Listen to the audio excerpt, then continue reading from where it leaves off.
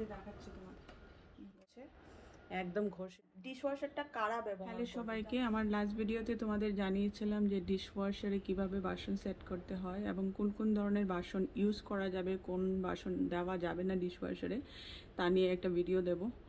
আর ডিশওয়াশারে বাসন কেমন পরিষ্কার হয় সেটাও দেখাবো এই ভিডিওতে, এবং আমার পার্সোনাল এক্সপিরিয়েন্স। এই ডিশওয়াশারটা আমার আসলে অনেক পুরনো, কিন্তু আগের বাড়িতে আমাদের ডিশওয়াশারের লাইন ছিল না বলে আমরা অনেক বছরই মোটামুটি ইউজ করতে পারিনি। তো এই বাড়িতে কিন্তু আমরা এই যে এখানে ডিশওয়াশার রাখার জন্য জায়গা করে নিয়েছি। ঠিক সিঙ্কের পাশেই কিন্তু ডিশওয়াশারটা রাখা দরকার, খুব যাতে সুবিধে হয় বাসনগুলো সেট করতে। তো আমি তোমাদের দেখাচ্ছি কিভাবে আমি বাসন সেট করি। আর এই যে দেখো উপরে একটা রেক, এই যে এই উপরের র্যাকটাতে এখানে আমরা চামচ টামচ এইসব রাখবো আর কি। আর এখানে ছোটোখাটো বাসন যেমন গ্লাস, ছোট ছোট বাটি এইসব রাখার জন্য। আর এটাতে থালা, তারপরে হাঁড়ি কড়া যাই আছে এখানে রাখা যাবে। তারপরে তোমাদের আরেকটা জিনিস দেখাচ্ছি যে কিভাবে ওয়াশ হবে। এই তিনটা হলো র্যাক থাকবে ভেতরে। বশের ডিশওয়াশার কিন্তু খুবই ভালো হয়, তাই ডিশওয়াশারে টাকা খরচা করার সময় আমি বলবো যে খুব ভালো ব্র্যান্ডেড ডিশওয়াশার নেওয়াটাই ভালো আর কি। তো এই যে দেখো, একটা দেখতে পাচ্ছ কিনা জানি না, এই হলো এই ফ্যানটা, এখানে জল আসবে আর এই জলটা এই যে 1 2 3 4 আর ওই দিক দিয়ে 4টা, এই 4টা দিয়ে উপর দিক দিয়ে জলটা উঠবে, ঠিক আছে। আর এইভাবে ওয়াশ হবে আর কি। তো নিচে একটা রয়েছে ফ্যান, আর ঠিক আরেকটা রয়েছে এই যে এটার তলায়, আরেকটা রয়েছে এটার তলায় এই বাসন, আর এই উপরেরটা এই দুটো ধোয়ার জন্য এইটা রয়েছে এখানে। এটা দিয়ে উপর দিক দিয়ে জলটা আসবে, জলটা উপর দিক দিয়ে এইভাবে উঠে বাসনটা ধোবে। আর এই সাইডে কিন্তু চামচ, ছোট ছোট চামচ টামচ এসব দেওয়া যায়, কিন্তু আমি এটা ব্যবহার করি না। এখানেও রাখা যায়, আবার এইখানটাতেও রাখা যায় আর কি। তো চলো এবার এক এক করে বাসনগুলো সেট করছি। আর হ্যাঁ, এটা ইন্ধন দেওয়ার জন্য যে লিকুইডটা এখানে দিতে হবে। লিকুইড যদি কারোর থাকে লিকুইড দেওয়া যায় এখানে। আর আমার একটা ছোট ট্যাবলেটের মতো আসে বাসন ধোয়ার, সেটা এখানে দিয়ে এভাবে লাগিয়ে দেব। চলো এবার বাসনগুলো সেট করে তোমাদের দেখাচ্ছি।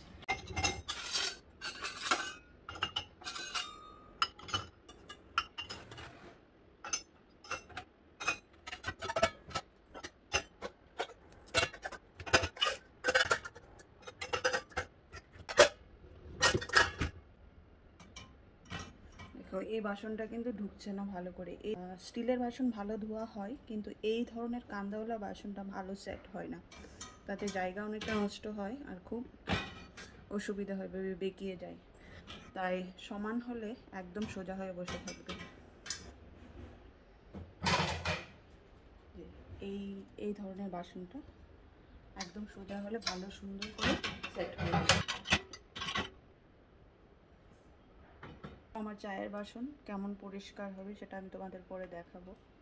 এখানে কিন্তু চায়ের দাগ লেগে আছে। চায়ের বাসনটা কেমন ধোয়া হলো সেটাও তোমরা কিন্তু ভিডিও শেষে দেখবে।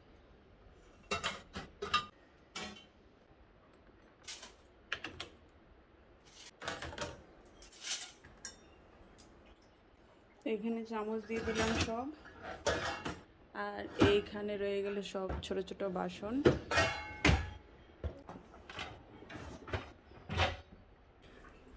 মুছে দিচ্ছি। এই যে বাসন ধোয়ার জন্য আমি এটা ব্যবহার করি, এই ধরনের ছোট ছোট ট্যাবলেটের মতো আসে, দিয়ে এটা বন্ধ করে দিলাম। এই যে বন্ধ হয়ে গেল। তারপরে একবার দেখে নিতে হবে যে এইভাবে একবার টেনে ভালো করে দেখে নিতে হবে যাতে বাসন কোথাও না লেগে থাকে, ভালো করে যাতে সেট হয় সেটা কিন্তু খেয়াল করতে হবে। এভাবে দেখার পর আমরা বন্ধ করে দেবো এটা। এবার তোমাদের দেখাচ্ছি কিভাবে অন করতে হয়। এই যে অন, আমি এটা 1 ঘন্টা চালাবো। এই যে 1 আওয়ার, 3 ঘন্টাও চালানো যায়। 3 ঘন্টা চালালে খুব ভালোভাবে ওয়াশ হবে। 1 ঘন্টায় কম সময়ের মধ্যেও ভালো ওয়াশ করে, কিন্তু 3 ঘন্টা ওয়াশ করলে বাসন একদম ঝকঝক হয়ে যাবে। গরম জল দিয়ে ধুয়ে একদম শুকিয়ে দেবে বাসনকে। এত শুকানোর প্রয়োজন নেই, এখানেও শুকিয়ে যাবে হালকা ফুলকা 1 ঘন্টাতে, কিন্তু 3 ঘন্টায় কিন্তু ভালো করে ধোয়া হবে আর কি। তো আমি এখানে ইকো ওয়াশ করছি 1 আওয়ার। এই যে 1 আওয়ার করাতেই 1 ঘন্টা হয়ে গেল। আমি 1 ঘন্টা চালাবো মেশিনটা। এখানে স্টার্ট বাটনে ক্লিক করে দিলাম। আমি যেটা ইউজ করছি বস সিরিজ 4, কিছুটা সময় ইউজ করেছি, তারপর এখন আবার অনেক বছর পর ইউজ করছি। আগের বাড়িগুলোতে আমার ডিশওয়াশার রাখার জায়গা ছিল না, তো এই বাড়িতে দেখতেই পাচ্ছ আমি এই বাড়িতে কিন্তু আমি জায়গা করে নিয়েছি ডিশওয়াশার রাখার জন্য। একদম সিঙ্কের পাশেই ডিশওয়াশারটা। আর সবসময় মনে রাখতে হবে ডিশওয়াশার বসানোর জন্য সিঙ্কের পাশেই রাখতে হবে। খুব দূরে রাখলে ডিশওয়াশার, তাহলে ডিশওয়াশারের কোনো মানেই নেই। মানে আমরা কিন্তু ডিশওয়াশারটা ইউজ করি সুবিধার জন্য, তাই তো। জিনিস বলে রাখি যে ডিশওয়াশার হলো ছোট ফ্যামিলির জন্য। 4-5 জন ফ্যামিলি মেম্বার থাকলেও ডিশওয়াশারে ভালোই বাসন ধোয়া হয়ে যাবে। ডিশওয়াশারটা কারা ব্যবহার করবে? যাদের বাড়িতে হেল্পিং হ্যান্ড নেই, তো তাদের জন্যই আমি বলবো, ছোট পরিবার তাদের জন্যই ডিশওয়াশারটা। আর শুরুতে কিন্তু একটু না ভালোই, আমিও যখন শুরুতে ডিশওয়াশার কিনেছি আমারও মনে হতো একদিন ওয়াশ করতে দিলে আরেক দিন দিতে ইচ্ছে হতো না আর কি, এমন লাগতো। এটা একটা প্র্যাকটিস, কারণ এখানে একটা কিন্তু বিশাল বড় কাজ রয়েছে। কাজটা হলো বাসনগুলোকে ক্লিন করে, প্লেট ক্লিন করে কিন্তু আমাদের ডিশওয়াশারে সেট করতে হবে। তোমরা দেখেই নিয়েছো, তো এটাও কিন্তু একটা কাজ যে আমার প্রত্যেকটা বাসনকে পরিষ্কার বলতে বাসনে যে খাবার দাবার যাই লেগে থাকবে সেসব জিনিস একটা টিস্যু দিয়ে বা জল দিয়েও, হালকা জল দিয়ে অল্প এমনি হালকা করে ধুয়ে বা টিস্যু দিয়ে মুছে ফেলে দিয়ে বা হাত দিয়ে কাচিয়ে জিনিসটাকে পরিষ্কার করে, যাতে তার মধ্যে কিছু না লেগে থাকে। ওতে কিন্তু ভীষণই চাপ মনে হবে যে বাসন এনে সেট করা খুবই হ্যাকটিক লাগে। তার অনেকেই বলে যে মেশিনেই তো বাসন ধুয়ে দিচ্ছে, না তা নয়। মেশিনকে যত্ন করতে হবে, মেশিন পরিষ্কার করে রাখতে হবে, মেশিনে বাসনগুলো সুন্দর করে ঠিকঠাক মতো গুছিয়ে সেট করতে হবে, আবার বার করতে হবে, আবার সেট করতে হবে। তো এটা কিন্তু এক ধরনের কাজই বলতে পারো। কিন্তু এখানে কি হচ্ছে, মানে সময় সেভ হচ্ছে। আর সিঙ্কে যখন বাসন ধুয়ে অনেকটা সময় নষ্ট হয়, আর আমাদের জলও কিন্তু অনেকটা বেশি ইউজ হয়। এখানে জল কম ইউজ হবে এবং সময় বাঁচবে। কিন্তু এইটা একটুখানি চাপ মনে হতে পারে, কিন্তু তুমি যদি একটু অর্গানাইজ হও আস্তে আস্তে কিন্তু এটা অভ্যেসে পরিণত হয়ে যাবে। তারপরে কিন্তু একদমই চাপ মনে হবে না। তো এখন কিন্তু আমার এই বাড়িতে কিন্তু আমার খুবই সুবিধে হয়। যেমন আমি একদম সিঙ্কের পাশেই দেখো মেশিনটাকে বসিয়ে নিয়েছি, তারপর আমি কিন্তু বাসন একদম পরিষ্কার করেই মেশিনে বসাই। যাই হোক, এখন দেখো এই যে বাসন ধোয়া হচ্ছে। তারপর আমি বাসনটা ধোয়া হয়ে গেলে তোমাদের দেখাবো যে কেমন পরিষ্কার হলো, ঠিক আছে। বাসন ধোয়া হয়ে গেল, এবার খুলে দেখাচ্ছি তোমাদের। গরম গরম ধোয়া বেরোচ্ছে। এটা কিন্তু পুরো গরম জল দিয়ে ধুয়ে দিয়েছি। এই যে দেখো খুব গরম, এখন খুবই গরম। একটু জল রয়ে গেছে, যেহেতু আমি 1 ঘন্টা চালিয়েছি। 3 ঘন্টা চালালে কিন্তু একদম ড্রাই করে বার হতো। খুব গরম এখন।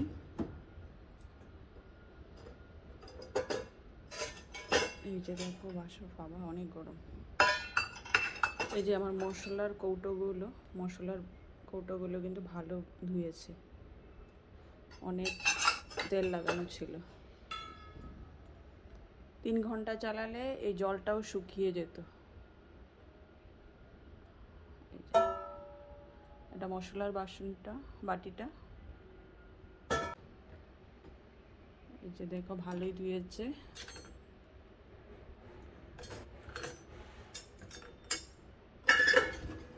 এবার নিচেরগুলো দেখাচ্ছি। সব থেকে ভালো ওয়াশ হয় এই ধরনের সেরামিকের প্লেটগুলো।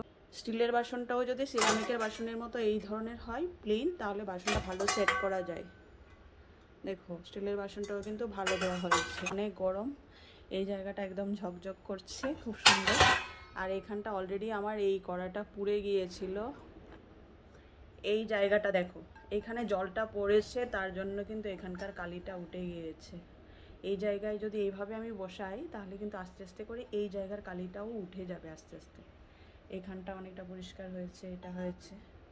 আস্তে আস্তে উঠবে। এটা খুবই স্ট্রং, মানে খুব বাজেভাবে এই কালিটা বসেছে, একদম ঘষে মেজেও এটা তোলা যাচ্ছে না কিন্তু।